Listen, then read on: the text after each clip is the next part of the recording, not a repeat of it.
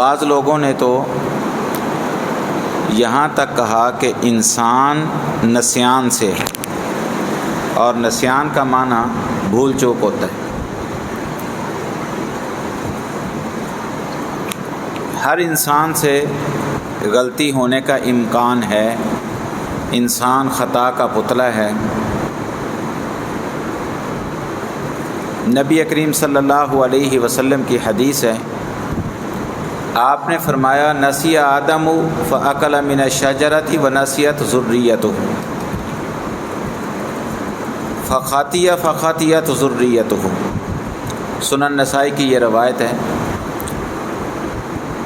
کہ آدم علیہ السلام ان سے بھول ہو گئی، وہ اس درخت کو کھا بیٹھے جس سے اللہ تعالیٰ نے منع کیا تھا۔ اب ان کی اولاد سے بھی بھول ہو جاتی ہے۔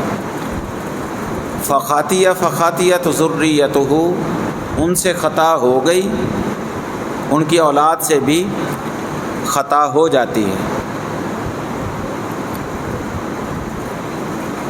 پوری انسانیت میں صرف ایک گروہ، ایک جماعت ایسی ہے جو خطاؤں سے پاک ہے،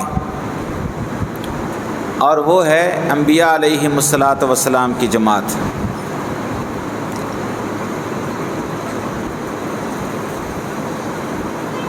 انبیاء علیہم السلام بھی انسان تھے، وہ خطاؤں سے پاک تھے۔ اس کا مطلب یہ نہیں کہ ان سے خطا ہونے کا امکان نہیں تھا۔ یہ چیز اللہ نے صرف اور صرف فرشتوں کے اندر، ملائکہ کے اندر رکھی کہ ان سے خطا ہو ہی نہیں سکتی، کیونکہ ان کے اندر اللہ تعالیٰ نے صرف اطاعت اور فرما برداری رکھی ہے، خواہشات نہیں رکھی۔ جبکہ انبیاء علیہم السلام انسان تھے، ان سے بھی خطا ہونے کا امکان تھا، اور ایسے واقعات رونما بھی ہوئے، لیکن ان سے خطا اس لیے سرزد نہیں ہوئی، اللہ نے ان کی حفاظت فرمائی۔ جیسا کہ نبی کریم صلی اللہ علیہ وسلم کا ایک بچپنے کا، لڑکپن کا واقعہ کہ مکہ کے اندر وہ آپ علیہ السلام اور آپ کا ایک دوست لڑکا پہاڑوں میں بکریاں چرانے جاتے، وہیں رات کو بھی رک جاتے۔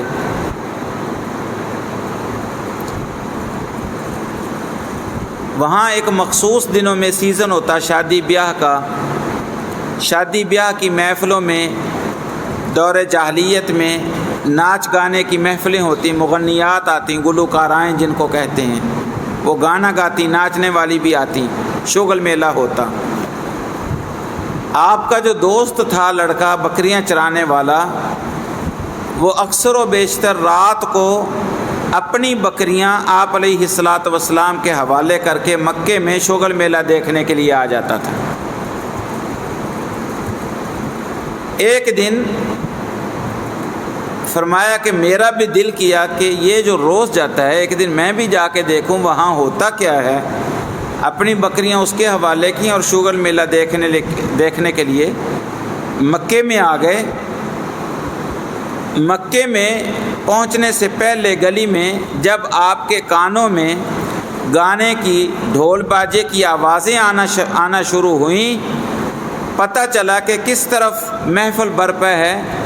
اس طرف رخ کرنے کا تو یاد ہے، آگے کچھ یاد نہیں میرے ساتھ کیا ہوا۔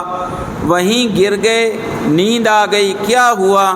صبح سورج کی دھوپ کی تپش سے میری آنکھ کھلی اور میں واپس اپنی بکریوں میں چلا گیا۔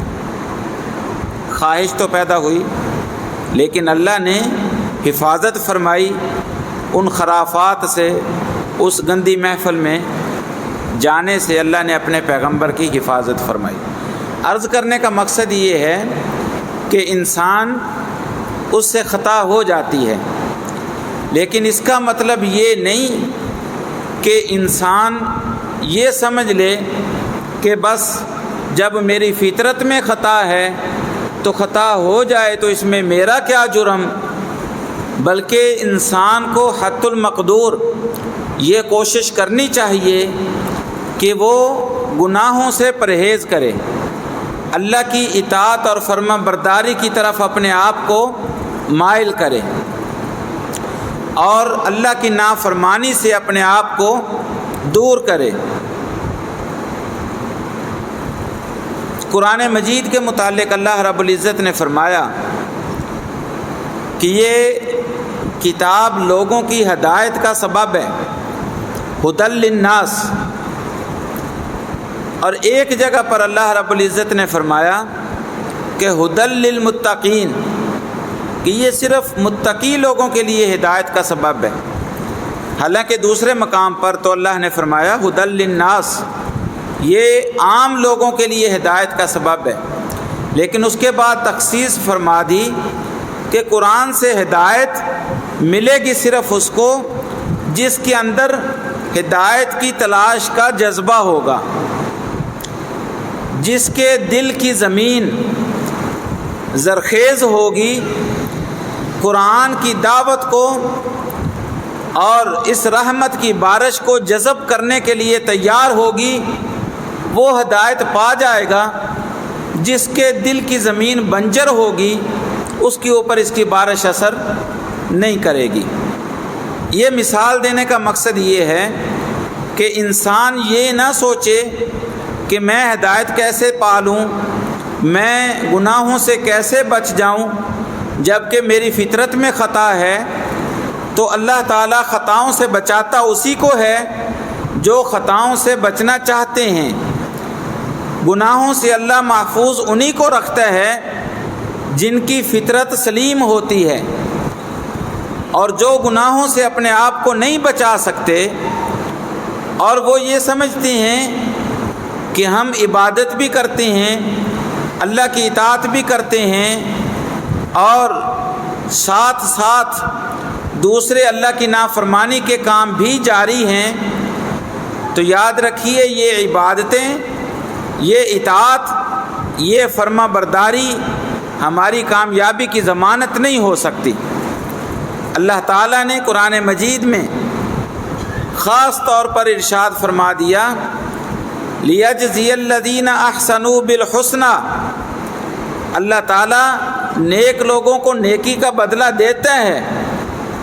وہ نیک لوگ کون ہیں جن کو ان کی نیکی کا بدلہ ملتا ہے؟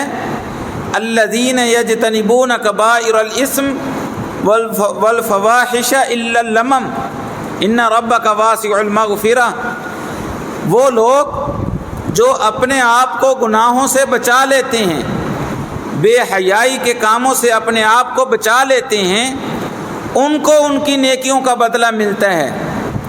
جیسا کہ نبی کریم صلی اللہ علیہ وسلم نے فرمایا من جاء یعبد اللہ ولا یشرک بہ شیئا ویقیم الصلاۃ ویؤتی الزکاۃ ویجتنب الکبائر کان لہ الجنہ۔ سنن نسائی کی یہ حدیث ہے کہ جو اس حالت میں اللہ کے پاس آئے گا کہ وہ اللہ کی عبادت کرتا ہوگا، ایسی عبادت جس میں اللہ کے ساتھ شرک نہیں کرتا ہوگا، نماز ادا کرتا ہوگا، زکوٰۃ ادا کرتا ہوگا اور ساتھ ساتھ گناہوں سے، کبیرہ گناہوں سے اپنے آپ کو بچاتا ہوگا، پھر اس کے لیے اللہ رب العزت نے جنت تیار کی ہوئی ہے۔ آپ علیہ الصلاۃ والسلام نے فرمایا ما من امرئ مسلم تحضرہ صلاۃ مکتوبہ فیحسن وضوءها ورکوعها وخشوعها، کہ جب بھی کسی مسلمان آدمی کو نماز کا وقت مل جائے، نماز کا وقت ہو جائے، وہ بہترین طریقے سے وضو کرتا ہے اور خشوع و خضوع سے نماز کو ادا کرتا ہے، رکوع و سجود کا خیال کرتا ہے، الا کانت لہ کفارۃ لما قبلہا من الذنوب ما لم یأت کبیرہ، یہ شرط لگا دی رسول اللہ صلی اللہ علیہ وسلم نے کہ وہ نماز اس کے لیے سابقہ گناہوں کا کفارہ بن جائے گی، شرط یہ ہے کہ وہ کبیرہ گناہ سے بچتا ہو، کبیرہ گناہوں کا ارتکاب نہ کرتا ہو۔ ایک حدیث میں نبی صلی اللہ علیہ وسلم نے فرمایا الصلوات الخمس والجمعۃ الی الجمعہ ورمضان الی رمضان کفارۃ لما بینہن من الذنوب اذا اجتنبت الکبائر، کہ پانچوں نمازیں جمعے سے لے کر جمعہ، ایک رمضان سے لے کر دوسرا رمضان، درمیانی وقفے کے گناہوں کے لیے کفارہ بن جاتے ہیں جب تک وہ بندہ کبیرہ گناہوں سے اپنے آپ کو بچا کے رکھتا ہے۔ تو ان تمام قرآن کی آیات اور احادیث کا خلاصہ یہ ہے کہ اگر انسان چاہتا ہے کہ اس کی عبادات اللہ کے ہاں قبولیت کا درجہ حاصل کر لیں، اگر انسان چاہتا ہے کہ اس کو اس کی نیکیوں کا بدلہ ملے، تو اس کو چاہیے کہ وہ اپنے آپ کو گناہوں سے بچائے، وہ اپنے آپ کو فحاشی سے بچائے، وہ اپنے آپ کو حرام کاموں سے بچائے۔ آج ہماری حالت یہ ہے کہ ہم اللہ کی عبادت کرتے ہیں، نمازیں پڑھتے ہیں، عمرے کرتے ہیں، روزے رکھتے ہیں، صدقہ و خیرات کرتے ہیں، لیکن منہیات سے، حرام کاموں سے اپنے آپ کو بچا نہیں سکتے۔ اس کا ایک سبب یہ ہے کہ ہمارا ایمان کمزور ہے۔ اللہ کی عظمت، اللہ کی کبریائی، اللہ کی بڑائی، اللہ کی طاقت، اللہ کی قدرت، اللہ کی پکڑ، اگر اس کے اوپر ہمارا ایمان مضبوط ہو، اللہ کے مراقبے کے اوپر ہمارا ایمان مضبوط ہو، تو پھر ہم گناہوں سے بچ سکتے ہیں۔ قرآن مجید میں اللہ رب العزت نے فرمایا یا ایھا الناس اتقوا ربکم ان زلزلۃ الساعۃ شیء عظیم، کہ لوگوں اس دن سے بچ جاؤ جو بہت بڑا زلزلے کا دن ہے، یعنی قیامت کا دن۔ یا ایھا الناس اتقوا ربکم، اللہ سے ڈر جاؤ۔ واخشوا یوما لا یجزی والد عن ولدہ شیئا، اس دن سے ڈر جاؤ جس دن نہ باپ بیٹے کے کام آئے گا، نہ بیٹا باپ کے کام آئے گا۔ قیامت کے دن کے متعلق اللہ رب العزت نے فرمایا وَلَقَدْ جِئْتُمُونَا فُرَادَىٰ كَمَا خَلَقْنَاكُمْ أَوَّلَ مَرَّةٍ، ایسے ہی خالی ہاتھ اللہ کے در پہ آؤ گے جیسے خالی ہاتھ دنیا میں گئے تھے۔ یوم لا ينفع مال ولا بنون الا من اتى اللہ بقلب سلیم، جس دن مال کام نہیں آئے گا، اولاد کام نہیں آئے گی۔ ہمارا کتنا کہ یقین ہے اس دن کے متعلق؟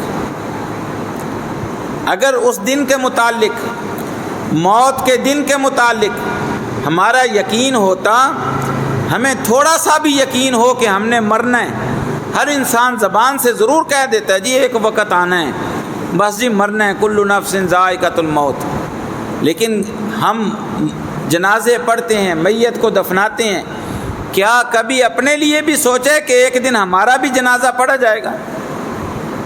ایک مکان کرائے پر رہ کے، کرائے کے مکان میں رہنے والا 10 سال تک اس کرائے کے مکان میں رہتا رہے گا، ٹوٹے ہوئے دروازے کو ٹھیک نہیں کروائے گا، کیونکہ 5000 روپیہ لگتا ہے۔ وہ 5000 روپیہ صرف اس لیے نہیں لگاتا وہاں کہ پتہ نہیں مالک مکان کل مجھے یہاں سے نکال دے۔ اس مکان کے چھوڑنے کا اس کو اتنا یقین ہے کہ وہ تکلیف برداشت کر رہا ہے، وہاں ترمیم کا کام، مرمت کا کام نہیں کرواتا کہ یہ کون سا میرا ہے، میں نے کون سا ہمیشہ اس میں رہنا ہے، اور دنیا میں وہ ایسے ایسے انتظامات کرتا ہے جیسے ہمیشہ رہنا ہے۔ حالانکہ کرائے کے مکان کا ایگریمنٹ ہوتا ہے کہ خالی کروانے سے 2 مہینے پہلے وہ اطلاع کرے گا، دنیا چھوڑنے کا تو کوئی ایگریمنٹ ہی نہیں ہے، پتہ نہیں کب دنیا چھوڑنی پڑ جائے۔ ہمارا یہ یقین ہی نہیں ہے، ہمارا ایمان اتنا کمزور ہے، اس لیے ہم دھڑا دھڑ اللہ کی نافرمانیاں کرتے ہیں۔ اللہ کی نگرانی کا یقین ہمیں نہیں ہے۔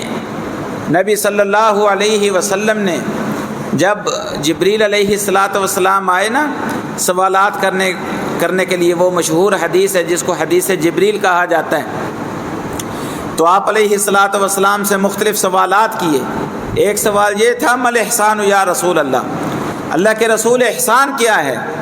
تو آپ علیہ الصلاۃ والسلام نے فرمایا ان تعبد اللہ کأنک تراہ، احسان یہ ہے کہ تو اللہ کی عبادت کر گویا کہ تو اللہ کو دیکھ رہا ہے۔ یہ ایمان کی معراج ہے۔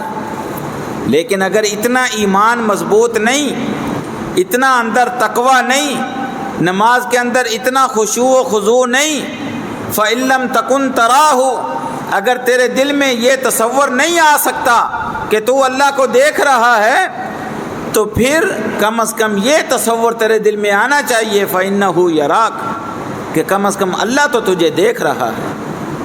کیا آج ہمیں یہ یقین ہے اللہ ہمیں دیکھ رہا ہے؟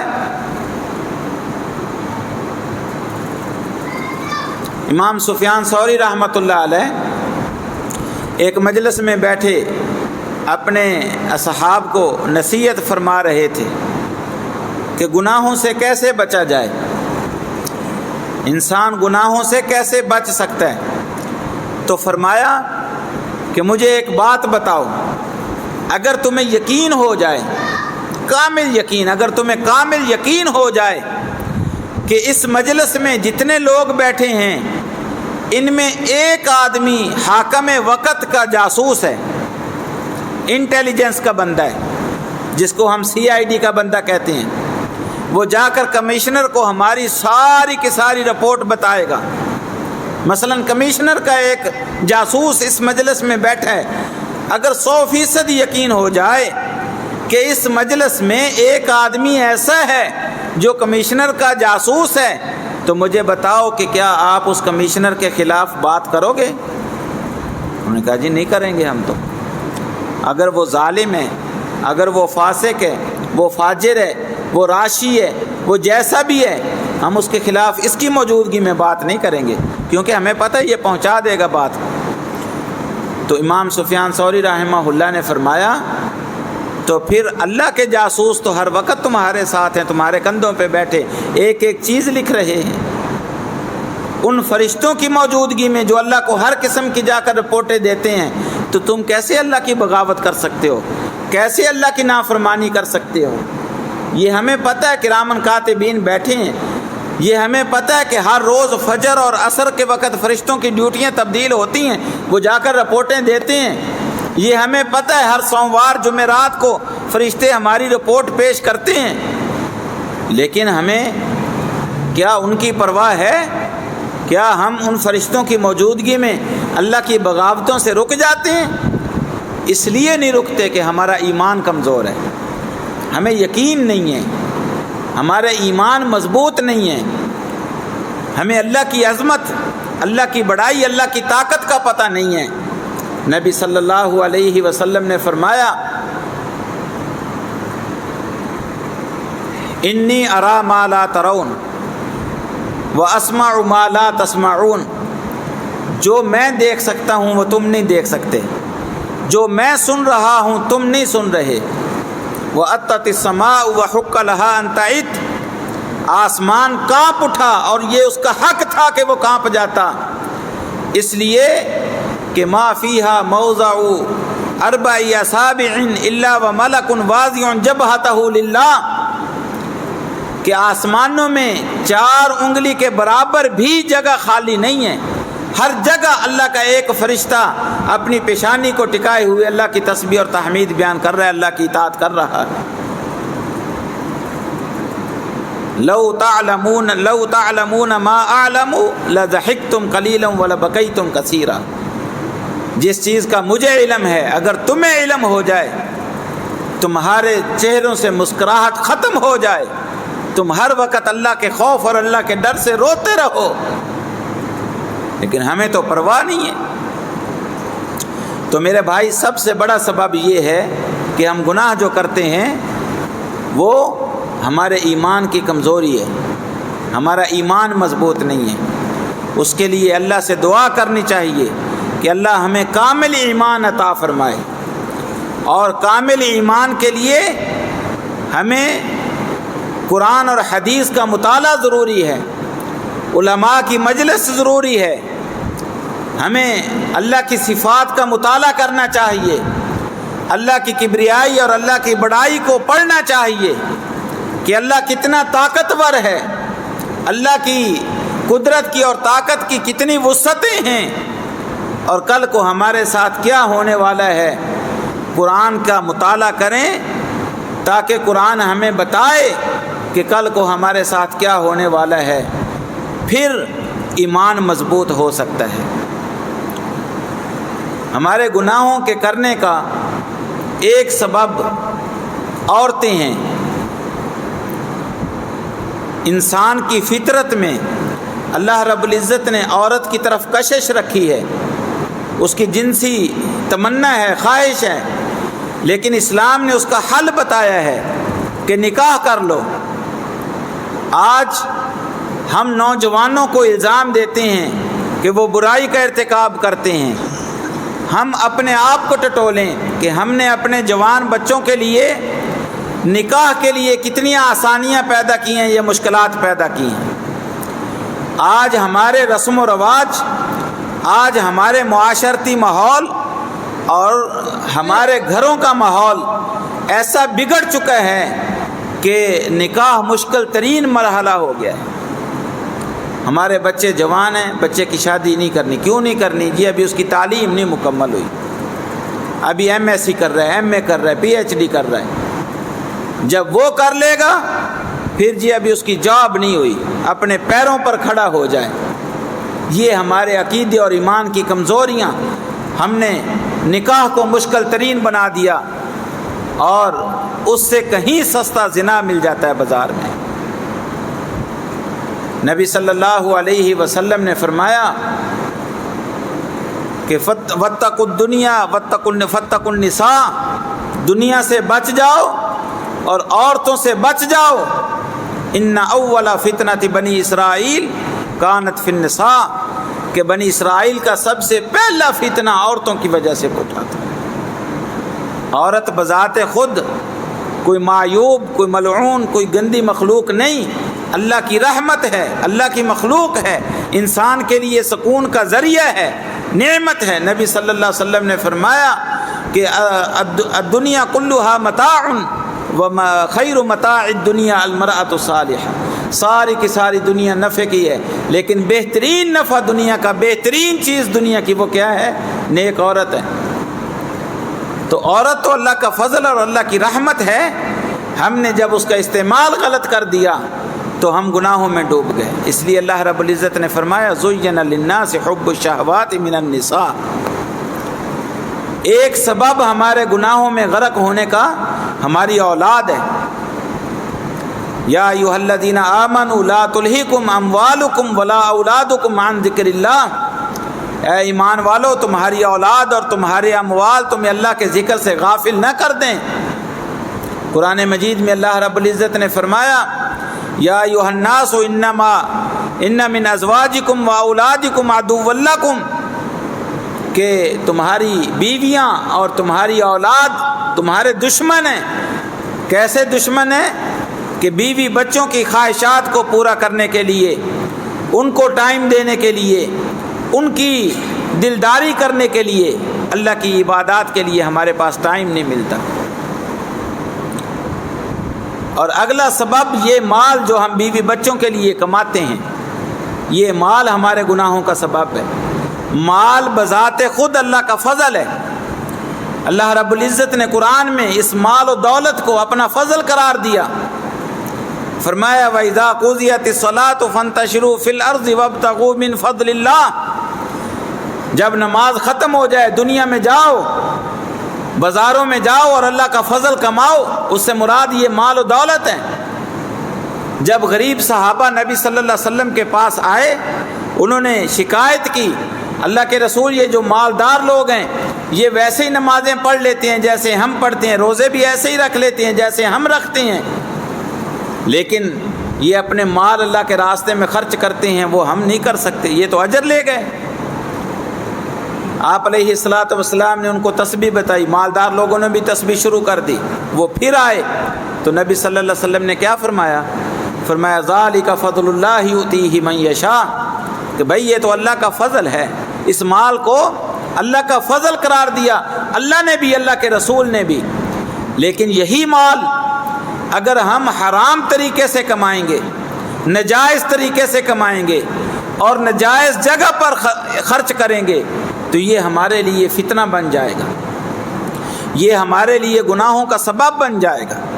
آج ہم اپنا سٹیٹس قائم کرنے کے لیے، بیوی بچوں کی ناجائز خواہشات کو پورا کرنے کے لیے یہ دیکھتے ہی نہیں ہیں کہ مال کہاں سے آ رہا ہے، کیسے آ رہا ہے۔ مال کمانے کے لیے بینکوں سے قرضہ لیتے ہیں جو سودی قرضہ ہوتا ہے، اپنے کاروبار کو وسعت دینے کے لیے سود پر پیسے لیتے ہیں۔ جو چھوٹا سا کاروبار ہمارا چل رہا ہے حلال طریقے پر، اس سے ہماری روزی پوری ہو رہی ہے، تو پھر کیا ضرورت ہے کہ سود کے اوپر قرضہ لے کے اس کاروبار کو وسعت دینے کی؟ نبی صلی اللہ علیہ وسلم نے فرمایا جس کو اللہ رب العزت نے صحت دی ہو، اس کا جسم اللہ کی عبادت کرنے کے لیے صحت مند ہو اور اس کے پاس ایک دن اور رات کے کھانے کا سامان موجود ہو، وہ بڑا خوش نصیب انسان ہے، وہ غریب انسان نہیں ہے۔ یہ نبی صلی اللہ علیہ وسلم کی حدیث ہے۔ اور ہمارے پاس تو گھر میں سال بھر کا راشن پڑا ہوتا ہے، 15-20 من گندم رکھ لیتے ہیں خرید کے سیزن میں گھر کے لیے کہ سال بھر کام آئے گی، 5-7 من چاول بھی رکھ لیتے ہیں، سال بھر کا راشن ہمارے پاس پڑا ہے۔ اور روزانہ کا خرچہ ہم مزدوری کر کے، دکان کر کے، کسی کی تنخواہ ہے جاب کر کے کما رہے ہیں، لیکن اس سے ہماری پوری نہیں پڑتی۔ اس لیے نہیں پڑتی کہ ہمارے باقی رشتہ داروں کا کاروبار تو بڑا وسیع ہے، انہوں نے تو اپنے بچوں کی شادی ایسے دھوم دھام سے کی ہے۔ اگر میں اپنے بچے کی شادی دھوم دھام سے نہ کروں، میرا ناک نہیں رہتا۔ اس کے پاس تو بڑی گاڑی ہے، میں موٹر سائیکل پر پھرتا ہوں، شرم آتی ہے۔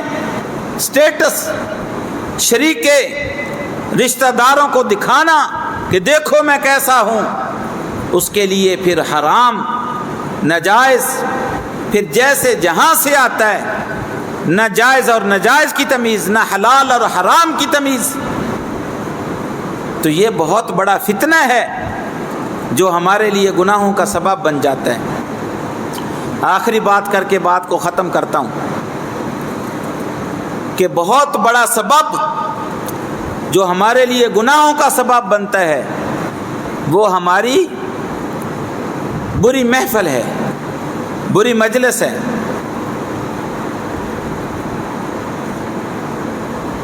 قرآن مجید میں اللہ رب العزت نے ارشاد فرمایا کہ جب تم کسی ایسی مجلس میں بیٹھے ہو جہاں اللہ کی آیات کا مذاق اڑایا جاتا ہو تو اس مجلس کو چھوڑ دو۔ اگر آپ برے لوگوں کی مجلس میں بیٹھیں گے تو وہ آپ کو برائی کی طرف لے جائیں گے، نیک لوگوں کی مجلس میں بیٹھیں گے وہ آپ کو نیکی کی طرف لے جائیں گے۔ نبی صلی اللہ علیہ وسلم نے فرمایا مثل جلیس الصالح و مثل جلیس السوء، نیک آدمی اور برے آدمی کی مثال ایسے ہے کحامل المسک و نافخ القیر، جیسے ایک خوشبو بیچنے والا اور ایک لوہار لوہا گرم کر کے اس کو کوٹنے والا بھٹی کے پاس بیٹھنے والا۔